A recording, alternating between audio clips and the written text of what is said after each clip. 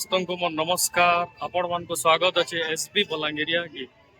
आज मुई स्वाधीन समले मंदिर आसे बलांगीर। आज नवरात्र पहला दिन। आज हूँ माँ समलेश्वरी शैलपुत्री भेष। आज माँ समले शैलपुत्री भेष दर्शन दौचु। आपण मैंने भी आम सागे आसन दर्शन करमा माँ समलेश्वरी शैलपुत्री भेष। आ गोटे कथा सब दर्शक मान सब बंधु मान को जनाबाले चाहूजे कि आमर चैनल एसबी बलांगीरिया रे आपण 9 दिन 9टा माँ रूप स्वरूप भेष आपण मैंने देखी पार्बे। 9टा दिन 9टा भेष डेली 11 बजे आमर चैनल रे अपलोड हेबा। आपण मैंने देखी पार्बे माँ भेष और दर्शन करि पार्बे। आसुन दर्शन करी माँ शैलपुत्री भेष।